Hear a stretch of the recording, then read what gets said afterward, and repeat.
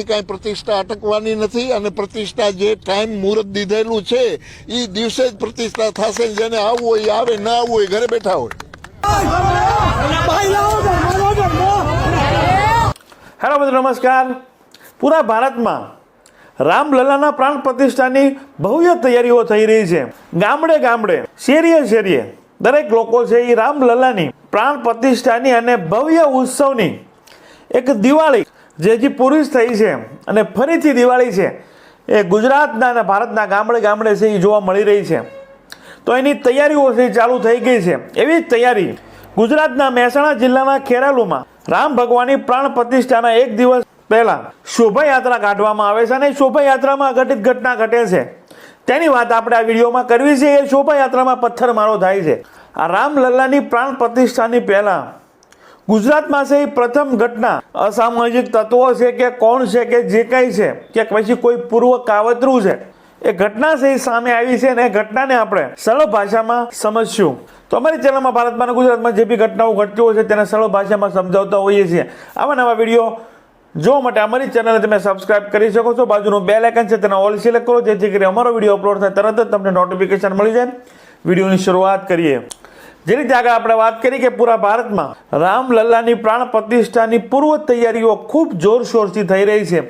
એવી જ તૈયારી ગુજરાતના મહેસાણા જિલ્લાના ખેરાલુમાં પણ થઈ રહી હતી.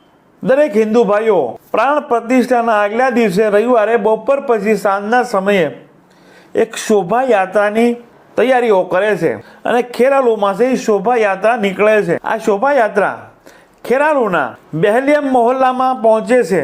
ત્યારે કહેવાય છે કે એ મહોલ્લામાં ત્યાંના અસામાજિક તત્વોએ પથ્થરમારો કરે છે અને એ શોભાયાત્રા ત્યાં પહોંચવું હતું ત્યારે એક વ્યક્તિ જે લગ્ન પ્રસંગમાંથી આવી રહ્યો હતો તો તેના ઉપર એ ટોળાએ લાકડી વડે હુમલો કરે છે. પ્રવીણભાઈ બારોટ કરીને છે.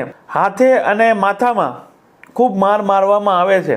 બાદમાં શોભાયાત્રા ઉપર પથ્થરમારો પણ થાય છે. બંને ટોળાઓ સામ સામે આવી જાય છે. પથ્થરમારાનો વિડીયો પણ તમે જોઈ શકો છો, જેમાં મહિલાઓ છે, યુવાનો છે, જે બે ફીકરાઈથી આ શોભાયાત્રા ઉપર પથ્થરમારો કરી રહ્યા છે. જુઓ એ વિડીયો. राम यात्रा ऊपर पत्थर, राम यात्रा ऊपर पत्थर, खेरालू में राम यात्रा ऊपर पत्थर, आ पत्थर खेरालू राम यात्रा ऊपर पत्थर आ बहरो मारी. खेरालू राम यात्रा ऊपर पत्थर मारो. देखो आ भाई ऊपर चढ़े हुए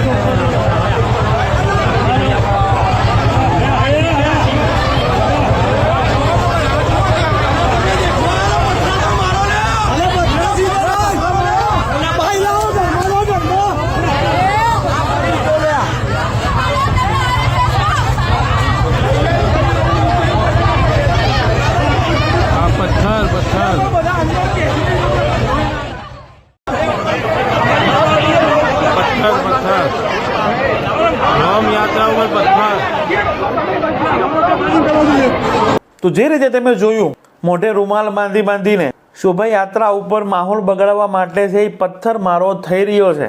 પૂરી શોભાયાત્રા છે એ સુસ્ત પોલીસ બંદોબસ્ત સાથે જ હતી. ટોળાઓ છે એ આમને સામને આવે છે. ટોળાને વિખેરવા માટે પોલીસે લાઠીચાર્જ પણ કરે છે. લાઠીચાર્જથી ટોળું કાબુમાં રહેતું નથી તો ટીયર ગેસના સેલ પણ છોડે છે.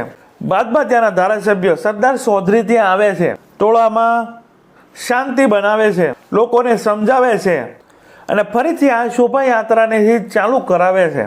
આ શોભાયાત્રામાં જે પથ્થરમારો થયો છે તેમાં 5 થી 7 લોકોને ઈજા પહોંચી છે, જેમાં આ પ્રવીણભાઈ બારોટ પણ આવી જાય છે, જે એક લગ્ન પ્રસંગ પતાવીને ઘરે આવતા હતા અને આ ટોળાએ લાકડી વડે એના ઉપર હુમલો કર્યો હતો. બાદમાં આ પથ્થરમારામાં પણ થોડી ઘણી નાની મોટી ઈજાઓ થઈ છે 4-5 લોકોને.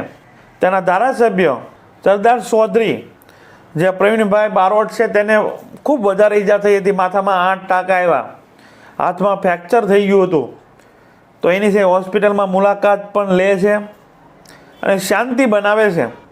તો આ સામાજિક તત્વો અને કહેવા કે કોઈ વિધર્મીઓ હતા જ્યાં હિન્દુ ધર્મની શોભાયાત્રા રામલલ્લાની પ્રાણ પ્રતિષ્ઠા પૂરા ભારતમાં છે.